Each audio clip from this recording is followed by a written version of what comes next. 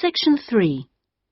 You will hear a tutor and 2 students discussing a business case study. First, you have some time to look at questions 21 to 24.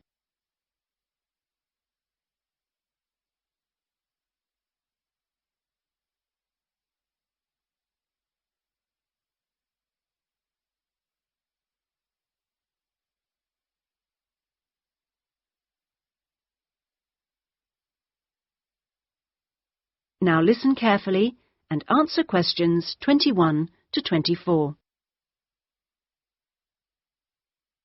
Right, Jason and Karen. Now, I asked you to look at the case study for Box Telecom as part of your exam assessment. It's interesting because they're in the middle of problems at the moment, and I want you to track how they deal with them. Let's start with you, Karen. Having read through the case study, can you just summarise what the problems were that Box Telecom had to take on board? Well, of course, what first came to their attention was that despite a new advertising campaign, they were suffering from falling sales, and this is something that had many causes. On top of that immediate problem, what had also happened over the last 2 years was that although they had invested in an expansion plan, they had to face up to increased competition. And before they had a chance to get to grips with the effects of that, they were stalled by a strike, and it was just when they were thinking about making a colossal investment in new machinery for their plants. So they were really in trouble.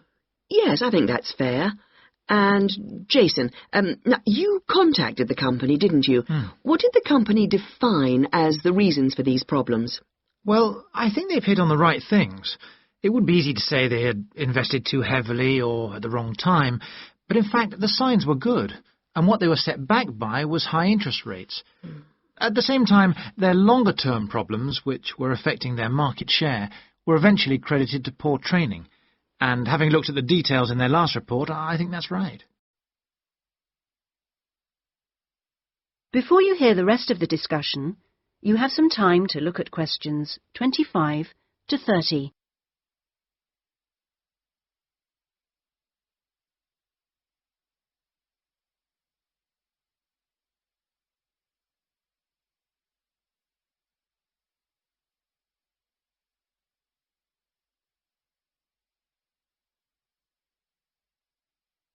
Now listen and answer questions 25 to 30.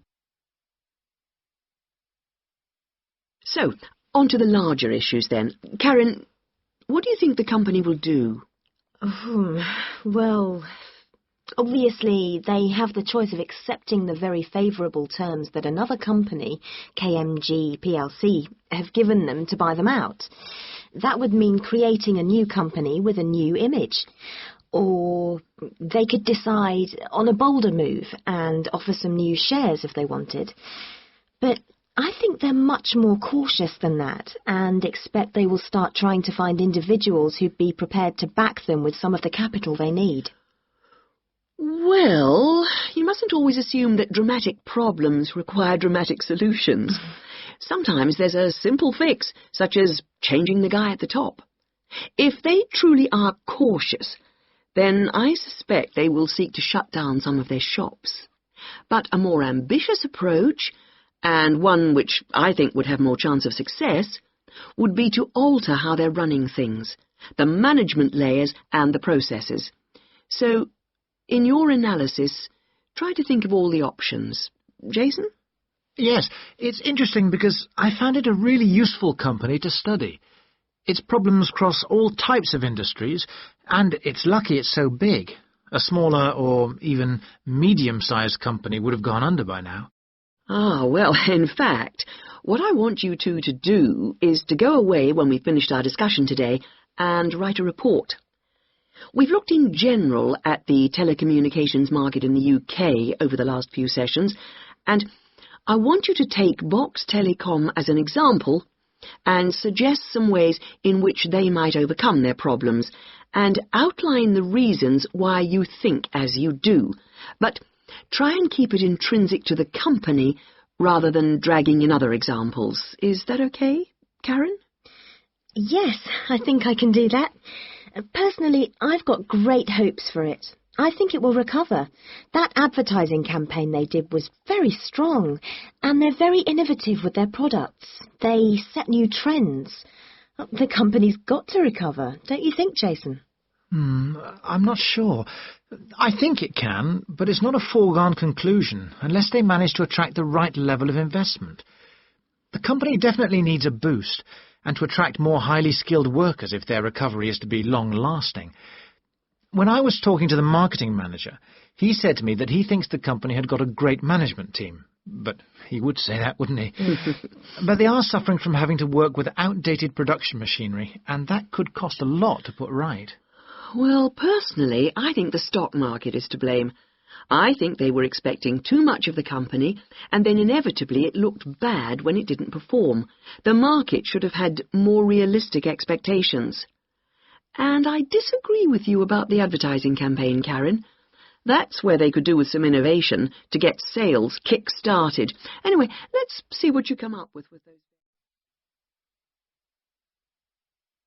That is the end of section 3. You now have half a minute to check your answers.